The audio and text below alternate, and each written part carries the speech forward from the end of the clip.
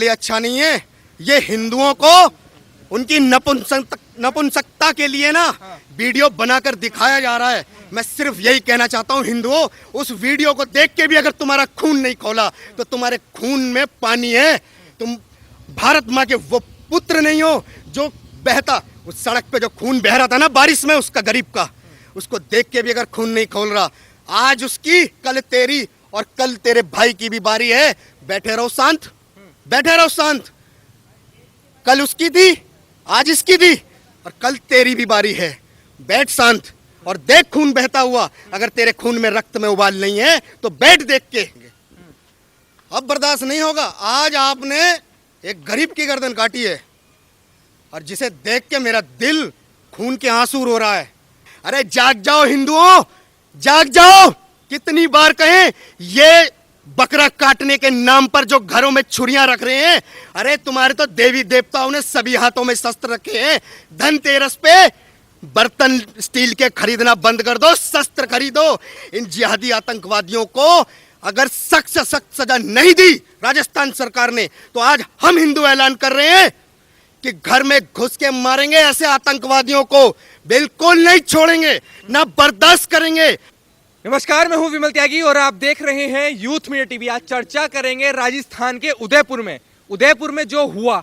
2 मुस्लिम युवकों ने एक हिंदू युवक की हत्या कर दी। हत्या की वजह यह है कि उन्होंने नुपुर शर्मा का समर्थन किया था और हत्या इसलिए की गई क्योंकि इनका एक ही एजेंडा था कि गुस्ताखे नबी की एक ही सजा, सर तन से जुदा। तो ऐसे में सवाल ये उठता है कि राजस्थान में या देश के मुसलमान संविधान को मानते हैं या नहीं?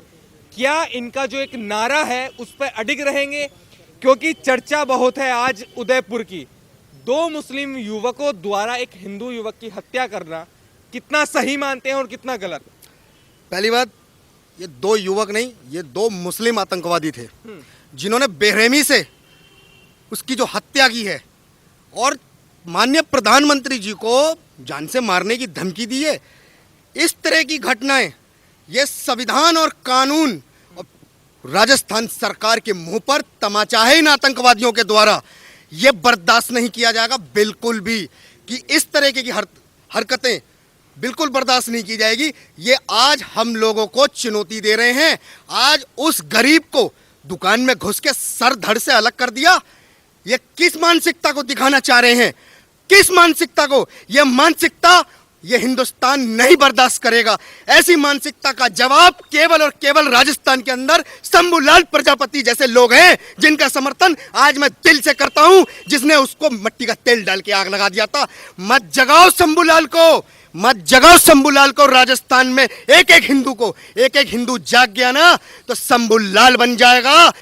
ये हत्या निंदनीय है और इतनी निंदनीय है कि कानून व्यवस्था के नाम पर यह सरकार कांग्रेस क्या कर रही है? अब तक इनकी गिरफ्तारी और इनसे जुड़े लोगों की गिरफ्तारी क्यों नहीं हुई है? ये गिरफ्तारियां होनी बहुत जरूरी थी, लेकिन ये उसमें भी अब पॉलिटिक्स खेलेंगे। शांति समुदाय बोल के ये पॉलिटिक्स खेलेंगे। ये भी उठता है कि नुपुर शर्मा का जब से बयान आया उसके बाद कानपुर में पत्थरबाजी, प्रयागराज में पत्थरबाजी, देश के अलग अलग कोनों में पत्थरबाजी देखने को मिली और आज देखने को मिला कि उदयपुर में एक हिंदू युवक की उसको दुकान में घुसकर उसकी गर्दन काट दी जाती। तो क्या लगता है यही चलेगा अब? देश में यही होगा? देश में ये कैसे हो सकता है? ये मानसिकता जो दिखा रहे हैं समाज में, ये सरिया की जो मानसिकता दिखा रहे हैं, इनको सोचना चाहिए कि अगर हिंदू अगर केसरिया पे अड़ गया तो मकान तोड़ के जितना सरिया निकलेगा तुम्हारे हाथों।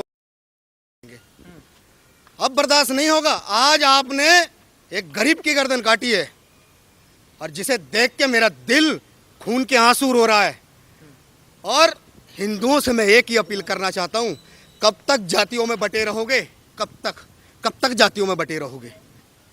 ये सब नहीं चल पाएगा। इसका जवाब सरकार को मुंह तोड़ जवाब देना होगा। इनकी 7 पुश्तें भी याद रखें। ये जो कृत आज इन्होंने किया एक गरीब के साथ में, ये बहुत निंदनीय कृत है। जिसको बर्दाश्त नहीं किया जा सकता। अच्छा, बिल्कुल ये बताइए, जो मुस्लिम नेता मौलाना ये बात कर रहे थे कि देश का मुसलमान तरक्की चाहता है, देश का मुसलमान शांति चाहता है, तो क्या देश में पत्थरबाजी करने से, क्या देश में किसी की गर्दन काटने से शांति आएगी क्या? देश का मुसलमान अगर तरक्की चाहता तो मदरसे में जाकर पत्थर उठाना नहीं सीखता। अगर देश का मुसलमान तरक्की चाहता तो गजवाए हिंद पर साइलेंटली इस देश के अंदर गद्दारी नहीं करता। अगर देश का मुसलमान तरक्की चाहता तो बिना टैक्स दिए देश की सरकारों को कोसता नहीं। श्रीलंका के अंदर 2 करोड़ भूखे मर रहे हैं, लेकिन हमारे देश में हमारी सरकारें हमारे टैक्सों से ये 28 करोड़ भूखे नंगों को राशन दे दे के पाल रही है। ये बर्दाश्त नहीं है हम लोगों को, हम बर्दाश्त नहीं कर सकते। संविधान अगर है इस देश में तो ऐसे लोगों की मानसिकता और ये जितने आतंकवादी टेरर पैदा करने वाले मदरसे हैं, इन सबको बंद किया जाना चाहिए।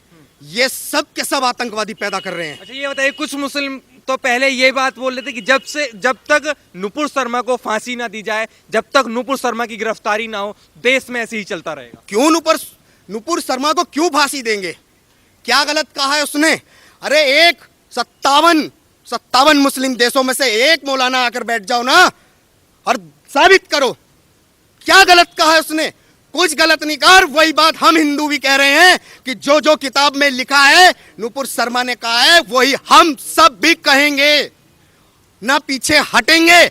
आपने एक 8 साल के बच्चे का पोस्ट उसके पिता ने वायरल किया ना, यही था ना उसके साथ में, जो उस पिता को आज मार दिया गरीब। अरे गले लग के और उसकी गर्दन काट दी। शर्म नहीं आ रहा? हिजड़ों की औलादो, अगर मर्द की औलाद हो तो सामने की लड़ाई लड़ो, पीठ पे वार क्यों करते हो? क्यों करते हो पीठ पे वार?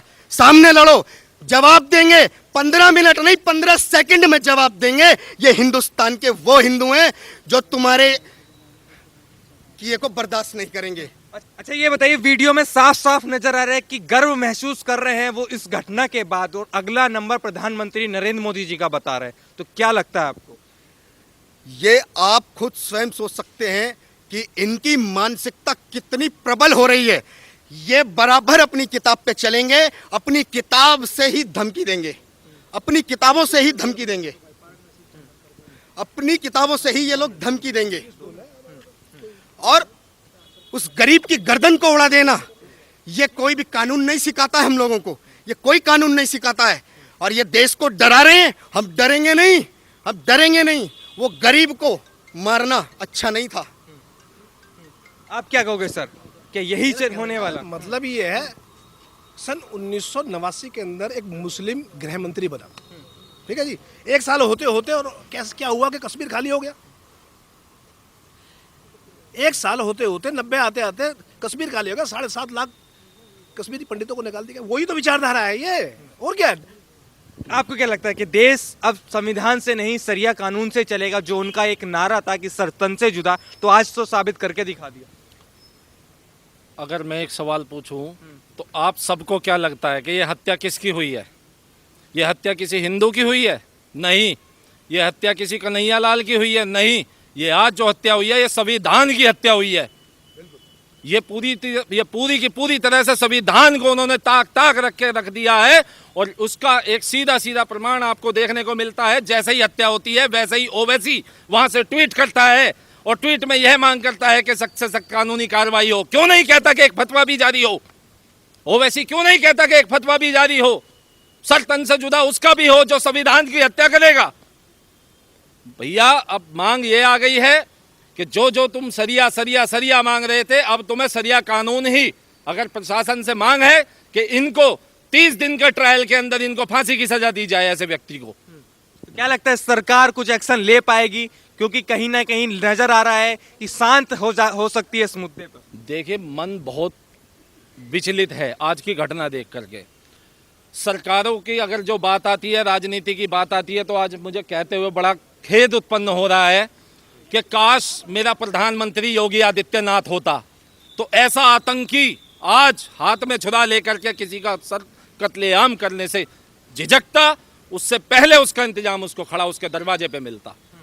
अच्छा, ये बताइए, सीधे सीधे प्रधानमंत्री जी को भी धमकी दी जा रही है, तो क्या लगता है ये लोग निडर हैं, कोई डर नहीं है?